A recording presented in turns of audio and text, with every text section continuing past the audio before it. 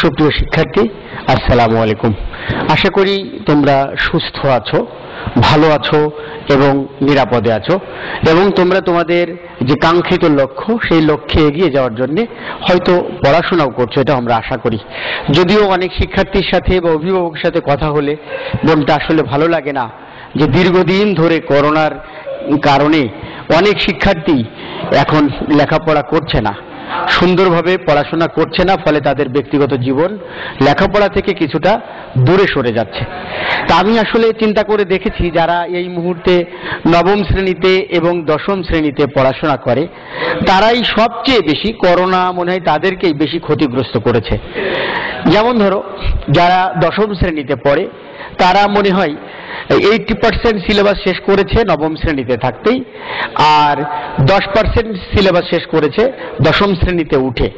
হয়তো বা বাকিটা তাদের রিভিশন করতে পারেনি, কিন্তু যারা নবম শ্রেণীতে পড়ে আমার মনে হয় তারা 10% সিলেবাসও শেষ করতে পেরেছে কিনা সন্দেহ রয়েছে।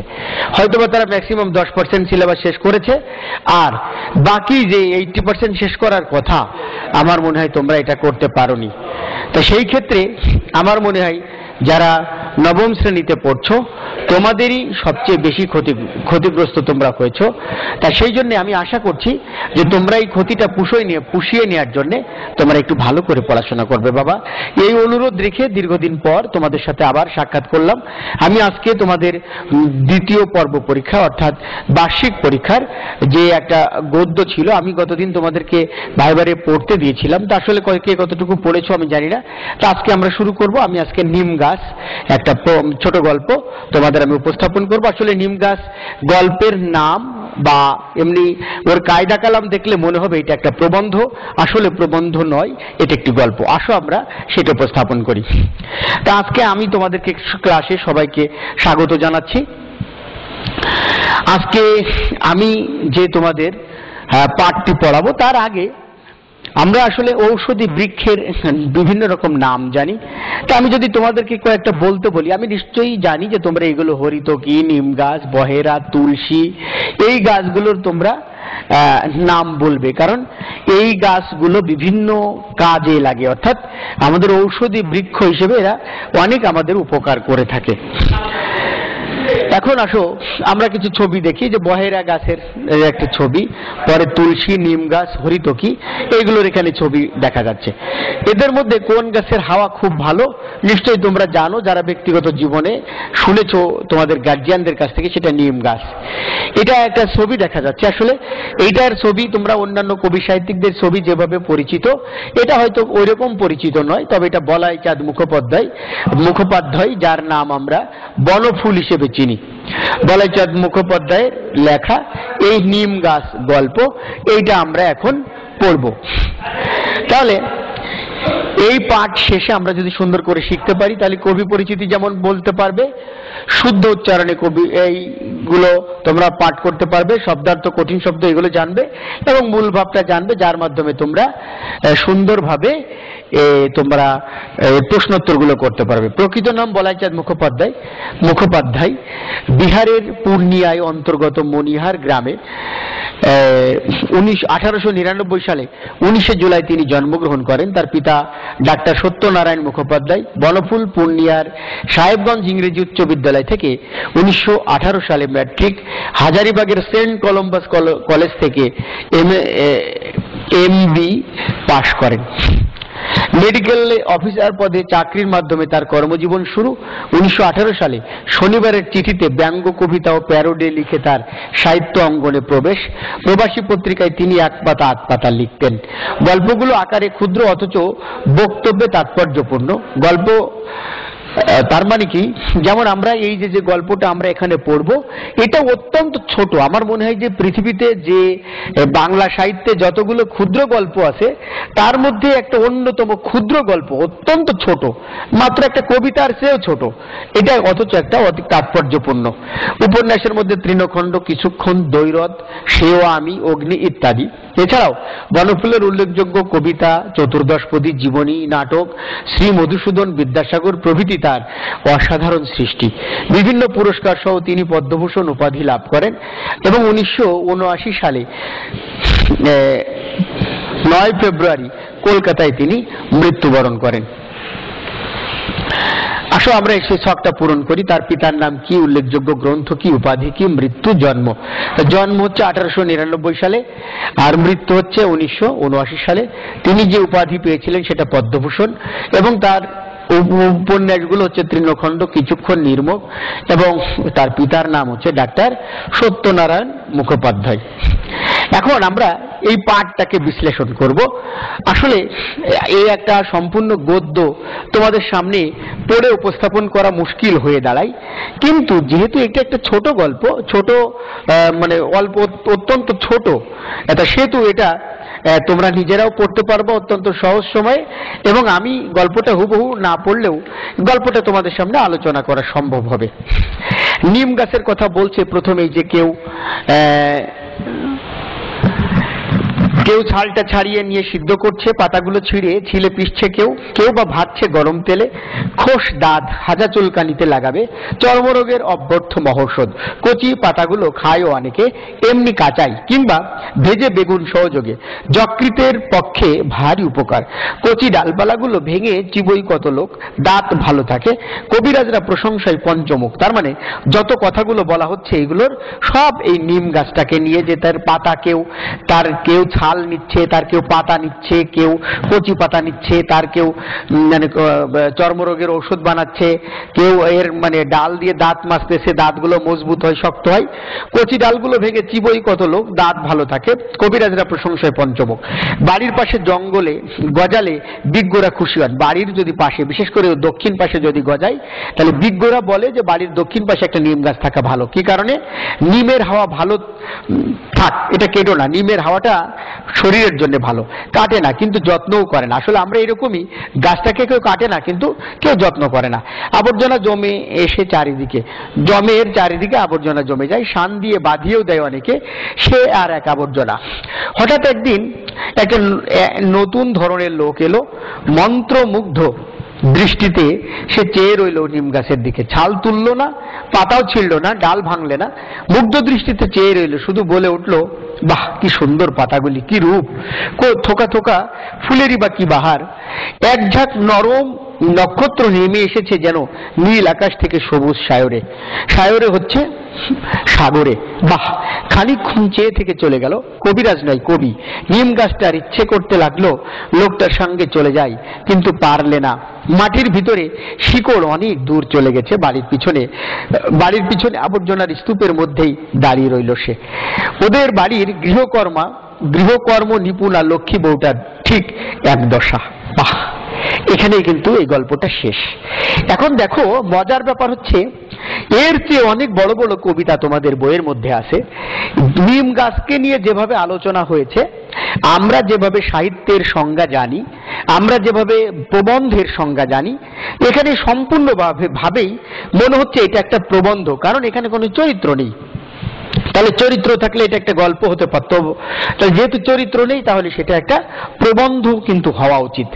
কিন্তু এটাই হলো মজার ব্যাপার, যে বনফুল লিখেছেন এটা একটা কিন্তু আসলে ছোট গল্প। তা কেন এটা ছোট গল্প, আমি আগে সেটার ব্যাখ্যা করি। ছোট গল্প হতে গেলে ছোট প্রাণ, ছোট কথা, ছোট ছোট মর্ম ব্যথা, নিতান্তই সহজ সরল, সহস্র বিস্মৃতি রাশি, প্রত্যহ যেতেছে ভাসি, তারই দু চারটি অশ্রুজল। নাহি বর্ণনার ঘটনার ঘটা, নাহি তত্ত্ব নাহি উপদেশ, অন্তরে অতৃপ্তি রবে, সাঙ্গ করি মনে হবে শেষ হইয়াও হইল না শেষ।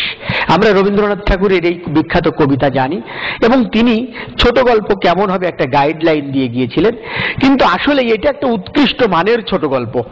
এখানে তাৎপর্যের দিক থেকে কেন এটি ছোট গল্প হলো, দেখো আমরা বলতে পারি, ওদের বাড়ির গৃহকর্ম নিপুণা লক্ষ্মী বউটার ঠিক এক দশা।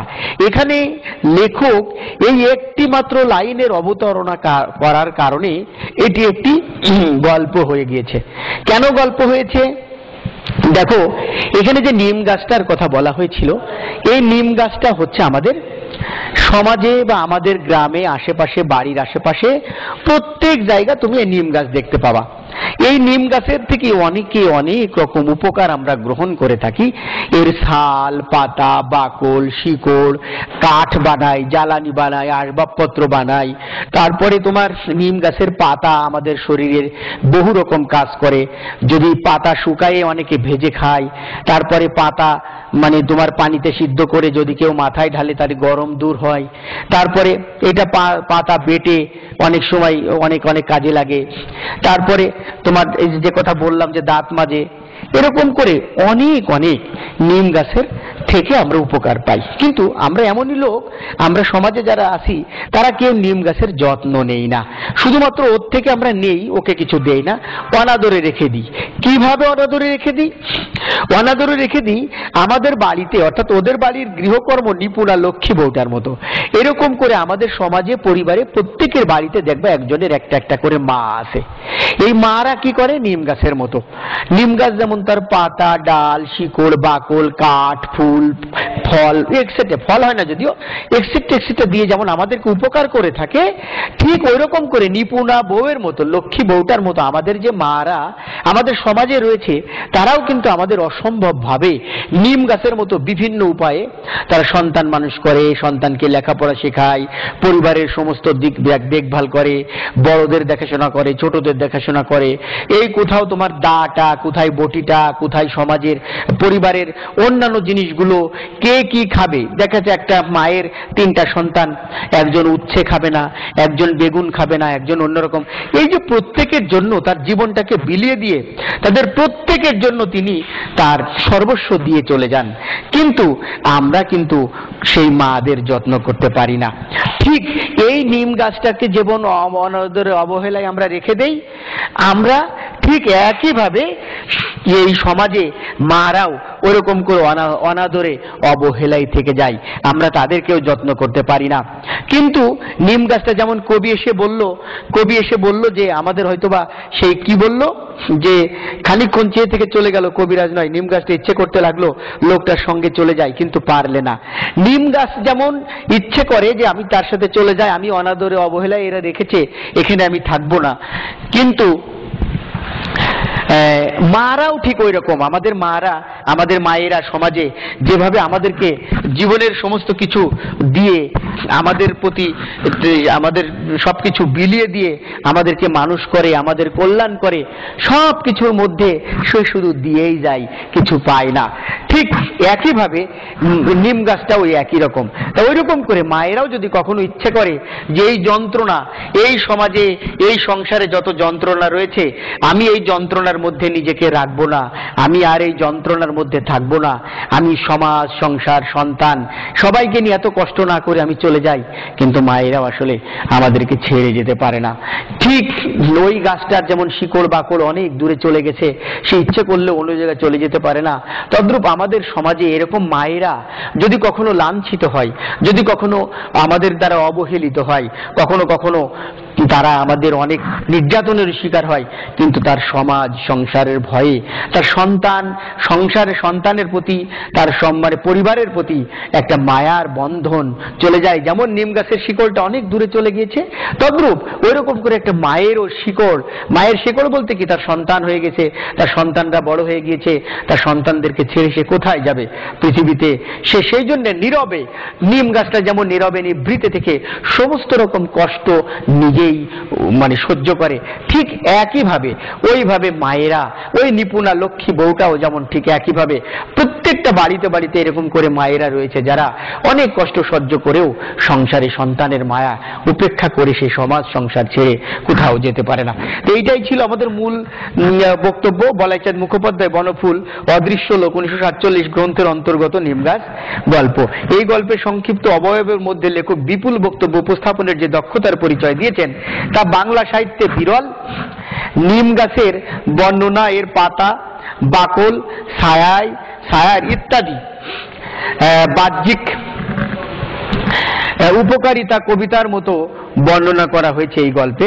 কবিরাজ তার চিকিৎসার কাজে সাধারণ মানুষ প্রাত্যহিক প্রয়োজনে নিম গাছকে অনবরত ব্যবহার করে থাকে, কিন্তু কেউ এই গাছের সামান্য যত্ন নেয় না।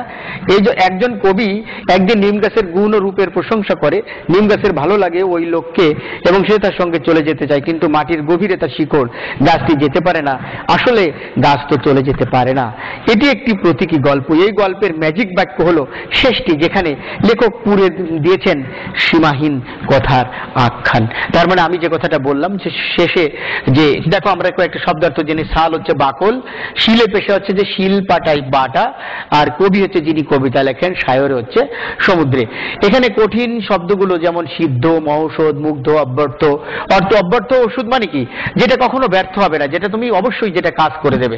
যত্ন, প্রশংসা, স্তূপ, তারপরে লক্ষ্মী, বউ, আবর্জনা, এগুলো আমরা জানি। তা যাক, এখানে একটা সৃজনশীল মতো তোমাদের দেওয়া আছে, তোমরা এটা থেকে দেখবে। আমি এটা আলোচনা করতে চাচ্ছি না। এটার আলোকে তারপরে কয়েকটা প্রশ্ন দেওয়া আছে, তোমরা এটা দেখে এই আলোকে তোমরা প্রস্তুতি গ্রহণ করবে। তা দলীয় কাজ আর আমি দিতে পারলাম না, ক্লাস থাকলেও তো। আমাদের বনফুল কি উপাধি লাভ করেছেন সেটা তোমরা দেখেছো, পদ্মভূষণ, এবং তার পিতার নাম হচ্ছে সত্যনারায়ণ মুখোপাধ্যায়। গল্পের মূল ভাবটা, তোমার বাড়ির কাজ হচ্ছে গল্পের মূল ভাবটাকে তুমি সুন্দর করে আত্মস্থ করবে এবং এই অনুযায়ী যত সৃজনশীল প্রশ্ন আছে সেইগুলোর তুমি উত্তর করার চেষ্টা